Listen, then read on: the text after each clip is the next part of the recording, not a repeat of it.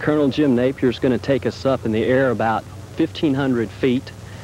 My hang glider will be attached to the hot air balloon about 20 feet underneath the balloon, and then we will release the balloon from a tight end point on the top in the basket, and then I will be released and probably nosedive about 100 feet and then resume flight from that point and come in and land right here on the soccer field.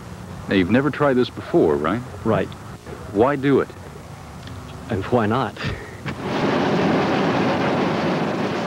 And so they were off on a 1,500-foot journey into a deep blue fall sky over Western Kentucky University.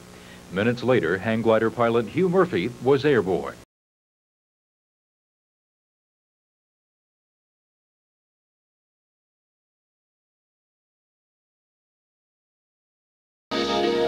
We knew that he was in a complete stall because he was in still air. And we knew that that glider was going to take a nosedive like the pilot had never seen before. He went almost straight down, and he built up an awful lot of airspeed before he got it under control. And then after it was under control, it was a beautiful sight because we saw him circling around and around. And when he came in for a landing, oh, I felt good. I really did.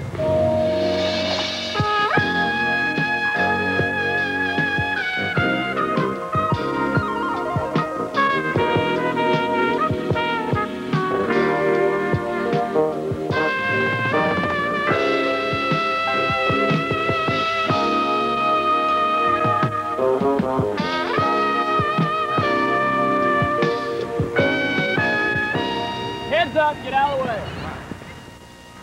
It was all short-lived, this rare flight through the sky. In about 3 minutes, Murphy was back on the ground, but he was wearing a big smile. I'm very pleased with it. It's safer than going off a cliff, off a mountainside, because you don't have a cliff to bang back into. So it's a lot safer. There's nothing for me to hit up there. There's no turbulence. The release went very well. Murphy and Napier planned their feat weeks in advance, and to say today's flight was a rare sight is quite an understatement. Well, I believe it hasn't been done east of the Mississippi. I know for a fact it's been done out in California and New Mexico, maybe a half a dozen times. And I doubt if it's been done in the world any other place. But when it was done out west, it was to establish hang glider records. And what we're trying to do is introduce it as a normal sport activity.